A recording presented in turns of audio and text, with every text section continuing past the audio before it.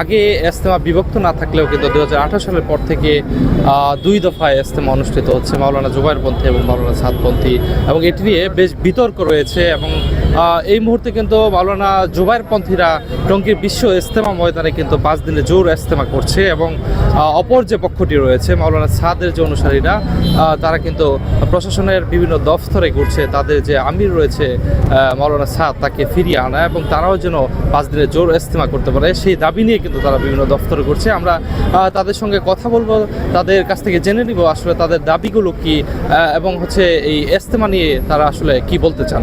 তবলিগ বিশ্বব্যাপী একটা শান্তিপূর্ণ মেহনত, তো এই মেহনতটাকে প্রশ্নবিদ্ধ করার জন্যই তৃতীয় একটা পক্ষ আমাদের মধ্যে আমাদের তবলিগের সাথীদের মধ্যে ঢুকে পড়ছে আর কি। এটা আপনারা অবশ্যই বুঝতেছেন, সবাই বুঝতেছে। এর মধ্যে তাদের প্রথম চক্রান্ত ছিল আমাদের আমিরের বিভিন্ন তাকওয়ার কথাকে প্রশ্নবিদ্ধ করা, এগুলাকে কোরআন হাদিসের সাংঘর্ষিক বলে চালাই দেওয়া। আসলে এগুলা বড় বড় ওলামা একরামও তাহকিক করছে। আর তারা কি করছে, আমাদের হজরতজিকে বাংলাদেশে আসতে দিচ্ছে না, যেটা এই দেশের জন্য অত্যন্ত লজ্জাজনক যে সারা বিশ্বব্যাপী একজন স্কলার তবলিগের বিশ্ব আমির উনি দাওয়াতের কাজ প্রচার করেন, কিন্তু বাংলাদেশে ওনাকে আসতে দেওয়া হচ্ছে না। বাংলাদেশে সবাই আসে, উনি আসতে পারে। এটা আমাদের জাতি হিসাবে আমাদের জন্য লজ্জাজনক, আমি মনে করি আমাদের প্রশাসনের জন্য লজ্জাজনক। আমরা পর বিগত 3টা সাংবাদিক সম্মেলনে আমাদের পক্ষ থেকে যে বাংলাদেশে সারা বিশ্বে আমরা জরিপে যেটা পাওয়া যায় এবং সাধারণ জনগণ যেটা বলে যে পৃথিবীর বাংলাদেশের মধ্যে এমন একটা দেশ এটা যে ধর্ম কিনে যে পরিমাণ ব্যবসা বাংলাদেশ হয় পৃথিবীর কোথাও এর নজির নাই। হ্যাঁ, এই জন্য আজকে দাওয়াত ও তবলিগের মেহনতের মাধ্যমে ওই জিনিস চাওয়া হইতেছিল যে রসুল আমাদের নবী যে ইসলাম রেখে গেছেন আবার ওই ইসলাম ফিরে আসুক। হ্যাঁ, যার মধ্যে কোনো ছয় নয়, কোনো গোজামিল চলবে না। কিন্তু যখন ওই তরিকায় ওই চিন্তা চেতনা নিয়ে মেহনতটা করা হয় তখন দেখা যায় যারা দুনিয়াকে কোরআন হাদিসকে নিয়ে ইসলামকে নিয়ে ধর্মকে নিয়ে ব্যবসা করে, হ্যাঁ, তাদের এটা স্বার্থের আঘাত ঘটে। যার কারণে তারা বিভিন্নভাবে মানুষকে প্ররোচনা দিয়ে, মানুষকে উস্কানি দিয়ে, মানুষকে বিভ্রান্ত করে এখন আমাদের এটাকে কালারিং করে তাদেরটা, হ্যাঁ, তাদের উঁচা করে তাদেরটাকে মূল তাবলিগ পরিচয় দেওয়ার চেষ্টা করতেছে।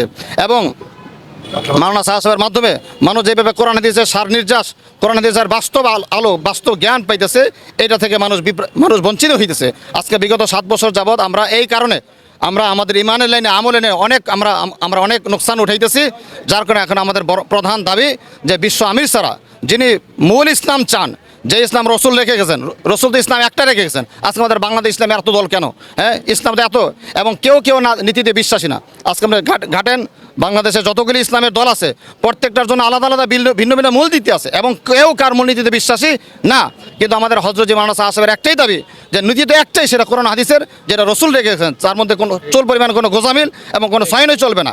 আজকে এই নীতিতে যখন আমরা মেহনত করতে যাই তখনই দেখা যায় বিভিন্ন স্বার্থ অন্বেষী, বিভিন্ন স্বার্থলোভী, বিভিন্ন ধর্ম ব্যবসায়ী তাদের এটা স্বার্থে আঘাত ঘটে বিদায় তারা এখন এক পায়ে তারা চালাচ্ছে যে কোনো না কোনো অবস্থাতেই যেন মাওলানা সাহেব বাংলাদেশ আসতে না পারেন। অথচ বিশ্বের আমির বিগত জীবন আমরা দেখছেন আমাদের 30,000, 35,000, 40,000 পর্যন্ত বিদেশি মেহমান অতীতের জীবনে আমাদের 17 সালের আগে ইজতেমাগুলিতে হয়েছে। কিন্তু এখন আমাদের বিশ্ব আমির আসতে বাধার পরেও শুধু ওনার নামের উপরে ইজতেমা হয়, তারপরে প্রায় 12,000, 10,000, 12,000 বিদেশি মেহমান আমাদের জমে। অথচ এটা বিশ্ব ইজতেমা, সারা বিশ্বের মেহমান এখানে আসবেন।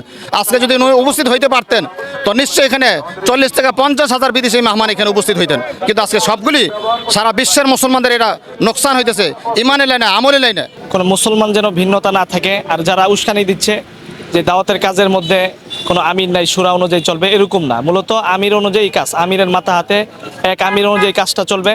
আর মূলত আমিরকে এখানে আসতে দেওয়া হচ্ছে না বাংলাদেশে। উনি বিশ্ব ইজতেমায় প্রায় 7 বছর যাবত আসতেছে না।